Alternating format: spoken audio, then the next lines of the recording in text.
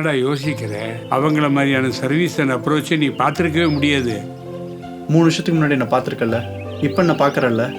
How confident I am because I have taken a right decision. எக்கனாமிக்கல்டா, insurance கூட claim பண்ணிக்கலாம். Premature பேபிஸ்லேருந்து old age people வரைக்கும் visit பண்ணுற ஒரு இடம். அந்த அங்கிள் நம்பரை வாங்கி தரேன். அந்த அங்கிள் தான் எனக்கும் ஹெல்ப் பண்ணாரு. அலாத எல்லா பேஷண்ட்ஸுக்கும் பர்சனல் கேர் தராங்க.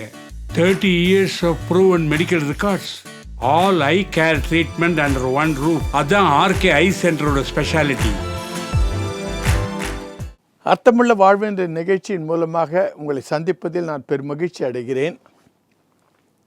கர்த்தருடைய பிள்ளைகளே, சில வாரங்களாக நாம் தேவன் எப்படிப்பட்டவர், பரிசுத்தர், நாம் எப்படி இருக்க வேண்டும் என்பதை குறித்தெல்லாம் தியானித்து வந்தோம்.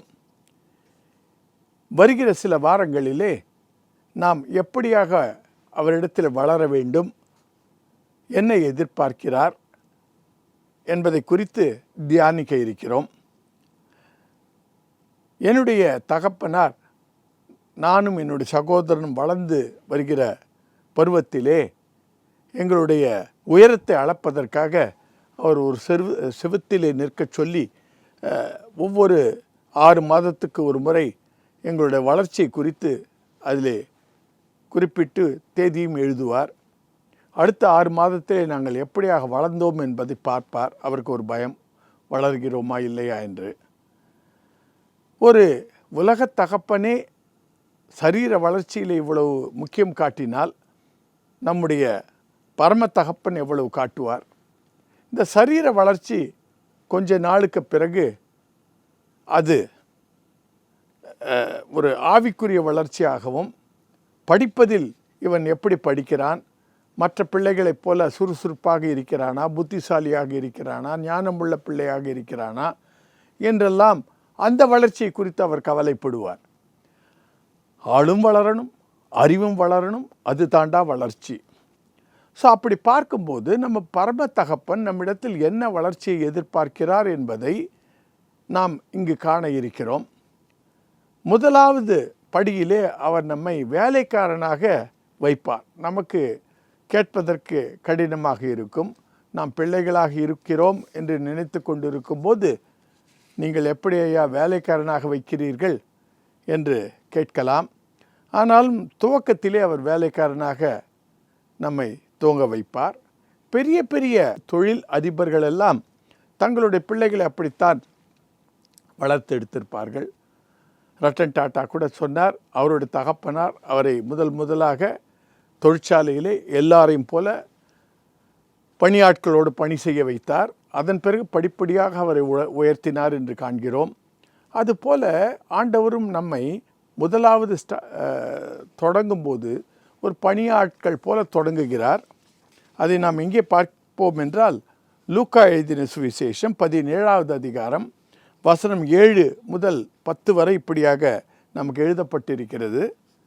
உங்களில் ஒருவருடைய ஊழியக்காரன் உழுது அல்லது மந்தையை மேய்த்து வயலில் இருந்து வரும்போது எஜமான் அவனை நோக்கி, நீ முன்பு போய் சாப்பிட்டு வா என்று அவனுக்கு சொல்லுவானோ? நீ எனக்கு சாப்பாடு ஆயத்தம் பண்ணி அறை கட்டி கொண்டு நான் போஜனம் பண்ணும் அளவும் எனக்கு ஊழியம் செய், அதன் பின் நீ புசித்து குடிக்கலாம் என்று அவனுக்கு சொல்லுவான் அல்லவா? நான் கட்டளையிட்டவைகளை அந்த வேலைக்காரன் செய்ததற்காக அவனுக்கு உபசாரம் செய்வானோ? அப்படி செய்ய மாட்டானே. அப்படியே நீங்களும் உங்களுக்கு கட்டளையிட்ட யாவற்றையும் செய்த பின்பு, நாங்கள் அப்பிரயோஜனமான ஊழியக்காரர், செய்ய வேண்டிய கடமையை மாத்திரம் செய்தோம் என்று சொல்லுங்கள் என்றார். இந்த பகுதியை நாம் வாசிக்கும்போது ஆண்டவர் நம்மை ஊழியக்காரன் என்கிற ஒரு ஸ்தானத்திலிருந்து தொடங்குகிறார். ஆனால் மத்தேயு 25:23 சொல்லுவார், உண்மையும் உத்தமமுள்ள ஊழியக்காரனே, நீ கொஞ்சத்திலே உண்மையாயிருந்தாய், உன்னை அநேகத்தின் மேல் அதிகாரியாக வைப்பேன் என்று சொல்லி அவனை என்னுடைய சந்தோஷத்திலே பிரவேசி என்பார். ஆகையால் கர்த்தருடைய பிள்ளைகளே, நாம் நமக்கு கொடுத்த இந்த வேலைக்காரன் பொறுப்பில் நாம் உண்மையும் உத்தமமாக இருக்கும்போது ஆண்டவர் நம்மை உயர்த்துவார். அடுத்த கட்டம் என்ன என்று பார்க்கும்போது நண்பர் படியிலே நாம் செல்லுவோம்.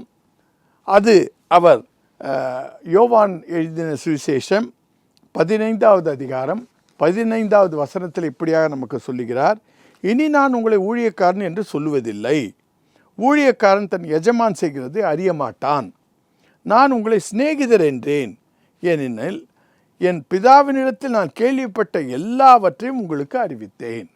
வேலைக்காரன் ஒரு படியிலிருந்து ஒரு சிநேகிதர் படிக்கு போகும்போது ஆண்டவர் பிதாவினிடத்திலிருந்து தெரிந்து கொண்ட ரகசியங்களை நம்மிடத்தில் பகிர்ந்து கொள்ளும்போது, அதாவது நீங்களும் சீஷராக வேண்டும், மற்றவங்களை சீஷராக்க வேண்டும் என்கிற பரம ரகசியங்களை நம்மிடத்தில் பகிர்ந்து கொள்ளும்போது அவர் நம்மை அவருடைய நண்பராக கருதுகிறார். அதைத்தான் நாம் இப்பொழுது வாசித்தோம்.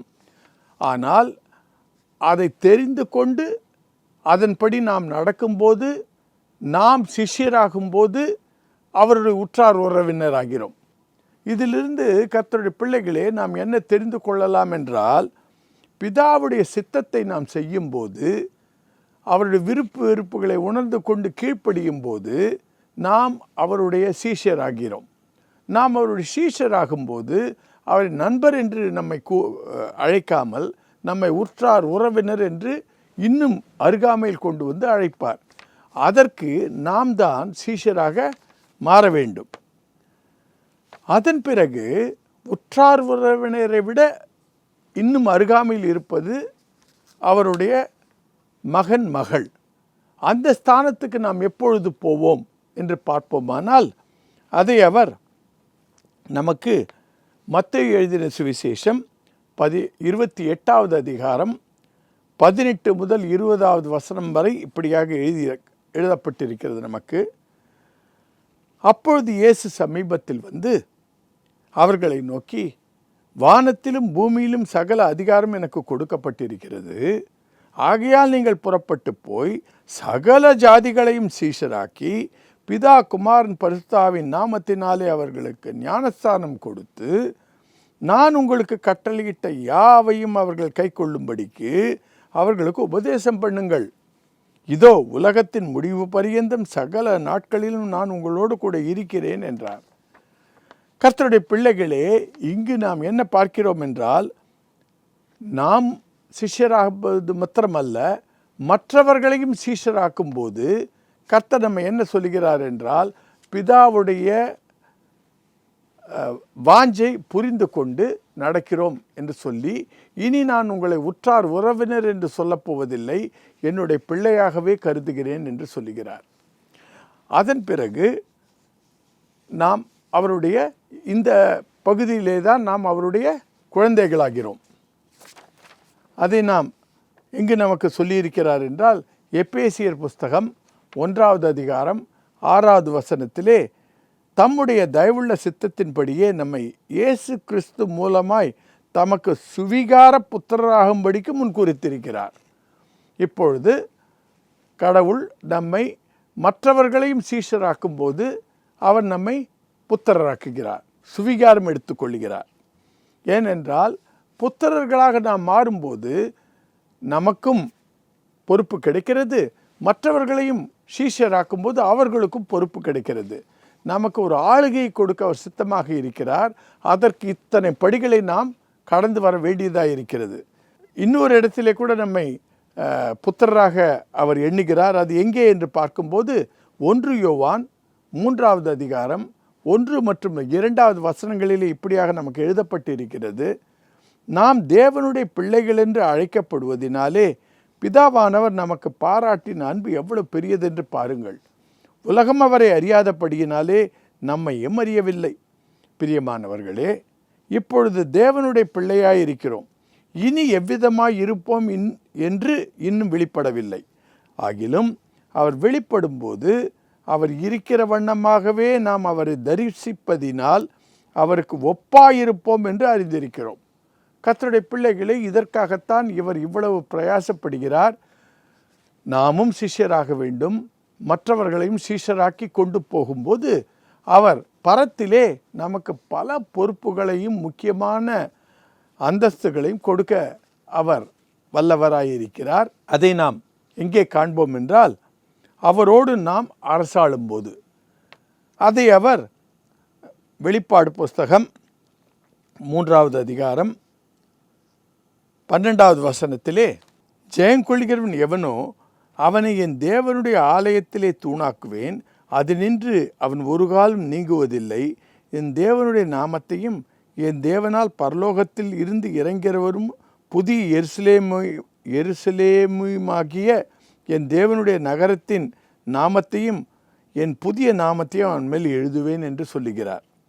21வது வசனத்திலே, நான் ஜெயம் கொண்டு என் பிதாவினுடைய சிங்காசனத்திலே அவரோடு கூட உட்கார்ந்தது போல ஜெயம் கொள்கிறவன் எவனோ அவனும் என்னுடைய சிங்காசனத்திலே என்னோடு கூட உட்காரும்படிக்கு அருள் செய்வேன். கர்த்தருடைய பிள்ளைகளே, இதிலிருந்து நாம் என்ன தெரிந்து கொள்கிறோம் என்றால், படிப்படியாக ஆண்டவர் நம்மை உயர்த்தி கொண்டே போகிறார். நம்முடைய ஆண்டவரும் அந்த ஸ்தானத்திலிருந்து தான் நம்மையும் தொடங்குகிறார். ஆனாலும் நாம் பிரயாசப்பட்டு படிப்படியாக அவருடைய திட்டங்களை புரிந்து கொண்டவர்களாக வேலைக்கார பகுதியிலே இருக்கும்போது உண்மையும் உத்தமமாக இருக்கும்போது இன்னும் மேலே போகிறோம். அதன் பிறகு அவருடைய திட்டங்களை அவர் நமக்கு வெளிப்படுத்துவார். நீயும் சிஷ்யனாக வேண்டும், மற்றவர்களையும் சிஷ்யராக்க வேண்டும் என்பதை நாம் புரிந்து கொள்ளும்போது அவருடைய நண்பராகிறோம். ஆனால் நாமே சிஷ்யராகும்போது அவருடைய உற்றாராகிறோம். அதன் பிறகு மற்றவர்களையும் சிஷ்யராக்கும்போது அவருடைய பிள்ளையாகிறோம். இவையெல்லாம் நமக்கு இந்த பூமியிலே கொடுக்கப்பட்ட சமயத்திலே நாம் செய்தாக வேண்டும். இப்படி செய்து முடித்த பிறகு, நாம் வெற்றி பெற்ற பிறகு ஆண்டவர் நம்மை பரத்திலே கொண்டு போய் அங்கே அரசாள நமக்கு ஒரு வாய்ப்பை கொடுப்பார். அதைத்தான் நாம் வெளிப்பாடு புஸ்தகம் 3வது அதிகாரம் 21வது வசனத்திலே கண்டோம். நான் ஜெயம் கொண்டு என் பிதாவின் சிங்காசனத்திலே அமர்ந்தது போல ஜெயம் கொள்கிறவன் எவனோ அவனையும் என் சிங்காசனத்திலே அமர அருள் செய்வேன் என்று சொன்னார். கர்த்தருடைய பிள்ளைகளே, ஆண்டவர் நமக்காக இத்தனை செய்திருக்கிறார். நாம் இந்த உலகத்திலே இருக்கும்போது நம்முடைய வாய்ப்பை இழந்துவிடக்கூடாது. இதனுடைய இதர பகுதிகளை நீங்கள் பார்க்க வேண்டும் என்றால் www.divine2.asia என்கிற இணையதளத்திலும் நரேந்திரநாத் என்கிற யூடியூபிலும் காணலாம். மறுபடியும் சந்திக்கும் வரை விடைபெறுகிறேன். வணக்கம். என்னடா யோசிக்கிற? அவங்கள மாதிரியான சர்வீஸ் அண்ட் அப்ரோச்சை நீ பார்த்துருக்கவே முடியாது. 3 வருஷத்துக்கு முன்னாடி நான் பார்த்துருக்கல, இப்போ நான் பார்க்குறேன்ல. How confident I am because I have taken a right decision. எக்கனாமிக்கல்டா, இன்சூரன்ஸ் கூட கிளைம் பண்ணிக்கலாம். ப்ரீமெச்சூர்ட் பேபிஸ்லேருந்து ஓல்ட் ஏஜ் பீப்புள் வரைக்கும் விசிட் பண்ணுற ஒரு இடம். அந்த அங்கிள் நம்பரை வாங்கி தரேன். அந்த அங்கிள் தான் எனக்கும் ஹெல்ப் பண்ணாரு.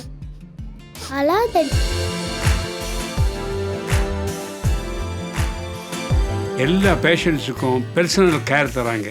30 years of proven medical records. All eye care treatment under one roof. அதான் ஆர்கே ஐ சென்டரோட ஸ்பெஷாலிட்டி.